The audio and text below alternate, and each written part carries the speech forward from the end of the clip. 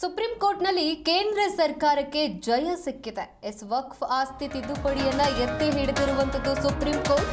ಹೊಸ ಕೆಲ ತಿದ್ದುಪಡಿಗಳಿಗೆ supreme court ತಡೆಯನ್ನ ನೀಡಿದ್ದು, ಕಾಯ್ದೆ ಅನುಚ್ಛೇದ 374ರ ಮೇಲೂ ಕೂಡ ಕೋರ್ಟ್ ತಡೆಯನ್ನ ನೀಡಿದೆ. ವಕ್ಫ್ ಬೋರ್ಡ್ ಸಿಇಒ ಮುಸ್ಲಿಂ ವ್ಯಕ್ತಿಯಾಗಿರಬೇಕು. ಕಾಯ್ದೆಯನ್ನ ಪೂರ್ತಿ ರದ್ದು ಮಾಡೋದಕ್ಕೆ ಸಾಧ್ಯವಿಲ್ಲ.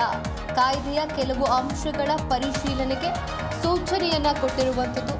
ಸುಪ್ರೀಂ ಕೋರ್ಟ್ನಲ್ಲಿ ಕೇಂದ್ರ ಸರ್ಕಾರಕ್ಕೆ ಜಯವಾಗಿದೆ. ವಕ್ಫ್ ಆಸ್ತಿ ತಿದ್ದುಪಡಿಯನ್ನ ಸುಪ್ರೀಂ ಕೋರ್ಟ್ ಎತ್ತಿ ಹಿಡಿದಿದೆ. ಹೊಸ ಕೆಲ ತಿದ್ದುಪಡಿಗಳಿಗೆ ಸುಪ್ರೀಂ ಕೋರ್ಟ್ ತಡೆಯನ್ನ ನೀಡಿದ್ದು, ಕಾಯ್ದೆ ಅನುಚ್ಛೇದ 374ರ ಮೇಲೂ ಕೂಡ ಕೋರ್ಟ್ ತಡೆಯನ್ನ ನೀಡಿದೆ. ವಕ್ಫ್ ಬೋರ್ಡ್ ಸಿಇಒ ಮುಸ್ಲಿಂ ವ್ಯಕ್ತಿಯಾಗಿರಬೇಕು. ಕಾಯ್ದೆಯನ್ನ ಪೂರ್ತಿ ರದ್ದು ಮಾಡೋದಕ್ಕೆ ಸಾಧ್ಯವಿಲ್ಲ. ಕಾಯ್ದೆಯ ಕೆಲವು ಅಂಶಗಳ ಪರಿಶೀಲನೆಗೆ ಇದೀಗ ಸುಪ್ರೀಂ ಕೋರ್ಟ್ ಸೂಚನೆಯನ್ನ ಕೊಟ್ಟಿರುವಂತದ್ದು. ವಕ್ಫ್ ತಿದ್ದುಪಡಿ ಕಾಯ್ದೆಗೆ ಸಂಬಂಧಿಸಿದಂತೆ 3 ಮಹತ್ವದ ಅಂಶಗಳ ಬಗ್ಗೆ ತೀರ್ಪನ್ನು ಕಾಯ್ದಿರಿಸಲಾಗಿತ್ತು. ಇವತ್ತು ಮಧ್ಯಂತರ ಆದೇಶವನ್ನು ಸುಪ್ರೀಂ ಕೋರ್ಟ್ ಹೊರಡಿಸಿದೆ. ಆಲ್ರೆಡಿ ವಕ್ಫ್ ಕಾಯ್ದೆಯನ್ನ ಪ್ರಶ್ನಿಸಿ ಸಲ್ಲಿಸಲಾಗಿದ್ದಂತಹ ಅರ್ಜಿಗಳನ್ನು 3 ದಿನ ವಿಚಾರಣೆ ನಡೆಸಿ ಮುಖ್ಯ ನ್ಯಾಯಮೂರ್ತಿಯಾದಂತಹ BR ಗವಾಯಿ ಅವರ ಪೀಠ ಮೇ 22ರಂದು ತೀರ್ಪನ್ನು ಕಾಯ್ದಿರಿಸಿತ್ತು. ಇವತ್ತು ಪ್ರಮುಖವಾಗಿ 3 ಆಕ್ಷೇಪಗಳ ಕುರಿತಾಗಿ ಇದೀಗ ತೀರ್ಪು ಬಂದಿರುವಂಥದ್ದು.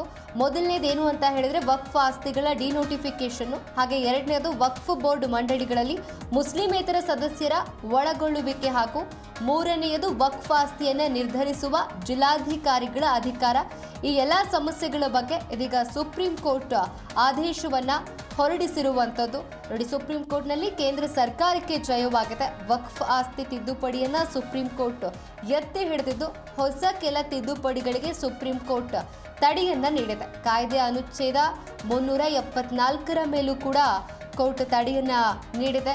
ವಕ್ಫ್ ಬೋರ್ಡ್ ಸಿಇಒ ಮುಸ್ಲಿಂ ವ್ಯಕ್ತಿಯಾಗಿರಬೇಕು. ಹಾಗೆ ಕಾಯ್ದೆಯನ್ನ ಪೂರ್ತಿ ರದ್ದು ಮಾಡೋದಕ್ಕೆ ಸಾಧ್ಯ ಇಲ್ಲ. ಕಾಯ್ದೆಯ ಕೆಲವು ಅಂಶಗಳ ಪರಿಶೀಲನೆಗೆ ಸುಪ್ರೀಂ ಕೋರ್ಟ್ ಸೂಚನೆಯನ್ನ ಕೊಟ್ಟಿರುವಂಥದ್ದು. ಮತ್ತು ವಕ್ಫ್ ತಿದ್ದುಪಡಿ ಕಾಯ್ದೆಗೆ ಸಂಬಂಧಿಸಿದಂತೆ 3 ಮಹತ್ವದ ಅಂಶಗಳ ಬಗ್ಗೆ ತೀರ್ಪನ್ನ ಕಾಯ್ದಿರಿಸಲಾಗಿತ್ತು. ಇದೀಗ ತೀರ್ಪು ಬಂದಿರುವಂಥದ್ದು. ವಕ್ಫ್ ಕಾಯ್ದೆಯನ್ನ ಪ್ರಶ್ನಿಸಿ ಸಲ್ಲಿಸಲಾಗಿದ್ದಂತಹ ಅರ್ಜಿಗಳನ್ನು 3 ದಿನ ವಿಚಾರಣೆ ನಡೆಸಿದಂತಹ ಮುಖ್ಯ ನ್ಯಾಯಮೂರ್ತಿ BR ಗವಾಯಿ ಅವರ ಪೀಠ ಮೇ 22ರಂದು ತೀರ್ಪನ್ನು ಕಾಯ್ದಿರಿಸಿತ್ತು. ಇದು ಪ್ರಮುಖವಾಗಿ 3 ಆಕ್ಷೇಪಗಳ ಕುರಿತಾಗಿತ್ತು. ಇವತ್ತು ಸುಪ್ರೀಂ ಕೋರ್ಟ್ ಇದೀಗ ತೀರ್ಪನ್ನು ಹೊರಡಿಸಿದ್ದು ಕೇಂದ್ರ ಸರ್ಕಾರಕ್ಕೆ ಜಯವಾಗಿದೆ.